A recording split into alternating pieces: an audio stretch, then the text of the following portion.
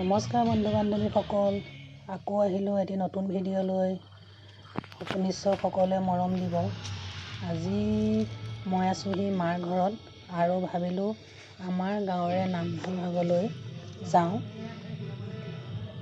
আৰু ভাবিলোঁ আমাৰ গাঁৱৰ নামঘৰ ভাগিতে এগছি বন্তি জ্বলাওঁ।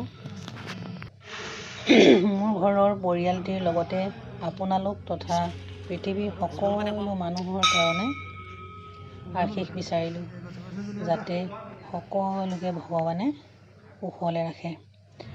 আৰু বহুদিনৰ পৰা যাম বুলি ভাবি আছিলোঁ, কিন্তু কিছুমান অসুবিধা আহি পৰে কাৰণে যোৱা হোৱা নাছিলে। সেইকাৰণে ভাবিলোঁ আজি ধুনীয়াকৈ এগছি বন্তি জ্বলাওঁ আৰু অলপমান ধূপৰ সৈতে সকলোৰে মংগল কামনা কৰিলোঁ। তাৰপিছত আকৌ আমাৰ নামঘৰ ভাগিৰ কাষতে একেবাৰে নিচেই কাষতে লাগি আছে আমাৰ শিৱ মন্দিৰ ভাগ লাগি আছে। তাৰপিছত ভাবিলোঁ শিৱ মন্দিৰ ভাগতো এগছি বন্তি জ্বলাই যাওঁ সকলোৰে মংগলৰ কাৰণে।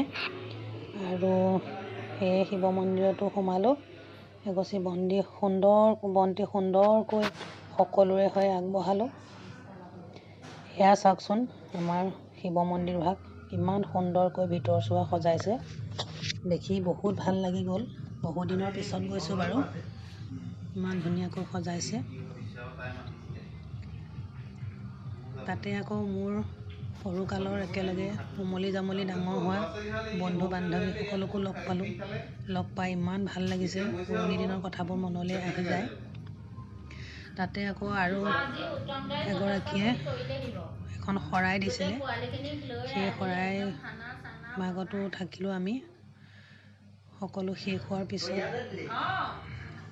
প্ৰসাদ বিতৰণ কৰিলে, প্ৰসাদ খাই মেলি সকলো আমি ঘৰলৈ আহিলোঁ।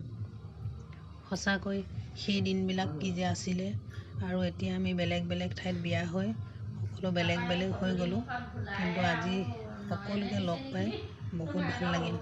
সেয়ে আপোনালোকৰ আগতো অলপমান দেখুৱাব মন গ'ল, দেখুৱালোঁ। আৰু আপোনালোকে নিশ্চয় মৰম দিব। যদি ভিডিঅ'টো চাই ভাল পাইছে তেতিয়াহ'লে লাইক কমেণ্ট ছাবস্ক্ৰাইব কৰিবলৈ নাপাহৰিব দেই।